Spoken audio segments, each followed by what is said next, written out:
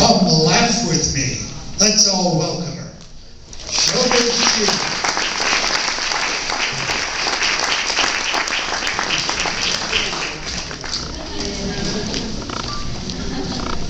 Oh, this isn't Dancing with the Stars, is it? Oh, I got mixed up where I was.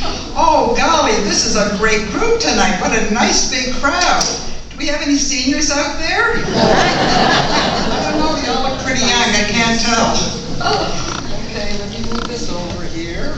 Okay, now, those of you who know me know I do not use any nasty four-letter words in my act. No, I'm sorry, I know you're disappointed.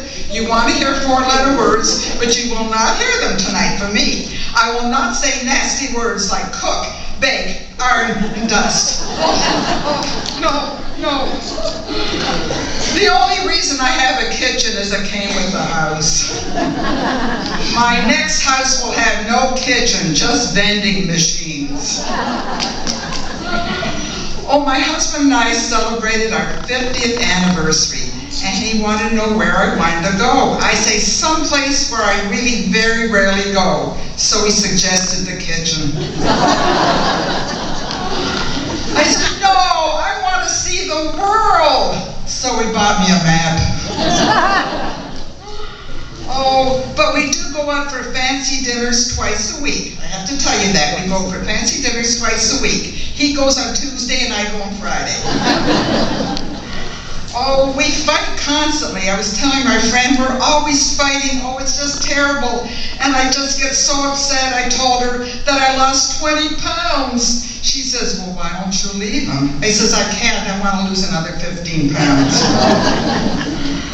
Oh, no, I had a special birthday recently. Now, don't even ask what it was. I'm not telling you. Do not ask what my birthday was. But I'm a year older.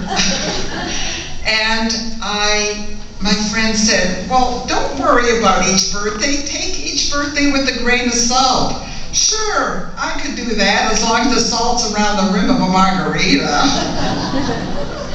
Oh, I have to tell you about this doctor and his wife. They were having a terrible argument at the breakfast table. Terrible. They were screaming at each other. And finally, the doctor ended the argument by saying, and you're no good in bed either. Oh, and he stalked out of the house. Well, he went to his office, saw a few patients. And in the afternoon, he says, oh, I shouldn't have said that. Oh, I should not have said that. I'm so sorry. I will phone her and apologize. So in the afternoon, he phoned her. And the phone rang and rang and rang. Finally, she answered. He says, where were you? I've been ringing and ringing. Where were you? She says, I was in bed. He said, what were you doing in bed at 3 o'clock in the afternoon? She says, I was getting a second opinion.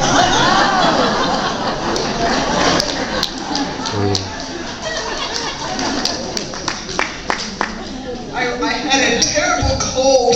Oh, so I went to the doctor. I said, doctor, please help me get rid of this cold, please. He says, okay, go home, take a hot bath, open the window, stand in front of the draft for 20 minutes. He says, what? Then I'll get pneumonia. He says, yeah, but pneumonia I can cure. Two men were talking about the wives, and one said, oh, my wife's an angel. The other one said, you're lucky, mine's still alive.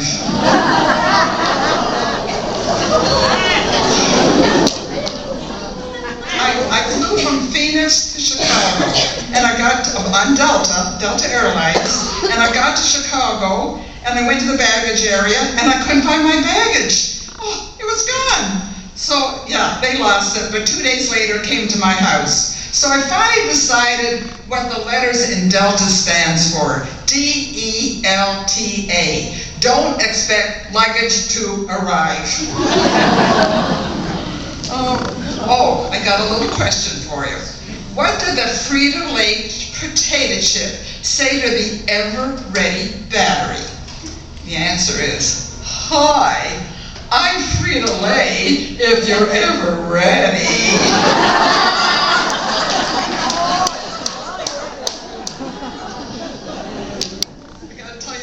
He comes running home from school and says, Mommy, I have a question to ask you, Mommy.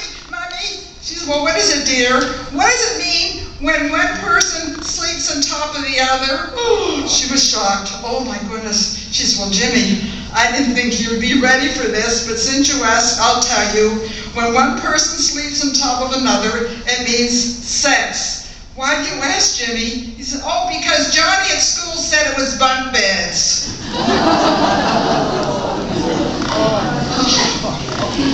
Now, the pastor was just finishing up Sunday services, and he says, now, who in the congregation wants to go to heaven? Stand up. Oh, they all stood up.